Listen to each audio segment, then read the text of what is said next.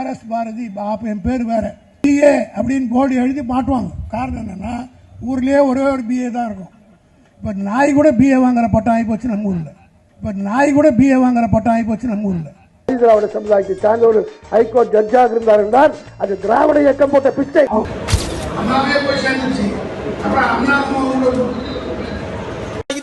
அடிக்கிற அடியில் தாரை தப்பட்டைகள் கிழிந்து தொங்க வேண்டாமா? அவர் சொல்லுகிறாரு, அந்த அம்மாவே போயிடுச்சு, அப்பதான் அம்மா உணவு அந்த அண்ணா உணவத்துல என்ன யார் பயனடைஞ்சா? RS பாரதி வெளிப்படையா பேசுறதை பத்தி நான் கவலைப்படுறவனே கிடையாது.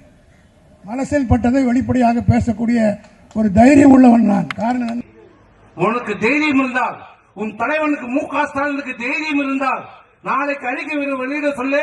இந்த அம்மா உணவகத்தால் எந்த நன்மையும் இல்லை, யாரும் பயனடையவில்லை, அதனால் இதை நாங்கள் மூடுகிறோம் என்று தைரியம் இருந்தால் உன் முதலமைச்சரை அறிக்கை வெளியிட சொல்ல பாப்போம். நீ கேட்ட ஒவ்வொரு கேள்வி என்ன செருப்பால் அடிச்ச மாதிரி இருக்கடா. மாதிரி இல்ல, உண்மையிலே செருப்பால தான் அடிச்சு. அம்மா உணவகத்தினால் கோடிக்கணக்கான மக்கள், ஏழை எளிய மக்கள், அன்றாட கூலிக்கு செல்கின்ற மக்கள், வேலைக்கு செல்ல நடுத்தர மக்கள் உணவை, நல்ல தரமான உணவை மலிவான விலையிலே கொடுத்து அந்த மக்களை காப்பாற்றிய தலைவர் புரட்சி தலைவர் அம்மா. அம்மாவே போய் சேர்ந்துச்சு. அப்புறம் அண்ணா நல்லா இருக்க மாட்டானா? நீ டிக்டாக் பண்ற நல்லா இருக்க மாட்டானா தம்பி? நல்லாவே இருக்க மாட்டேன்.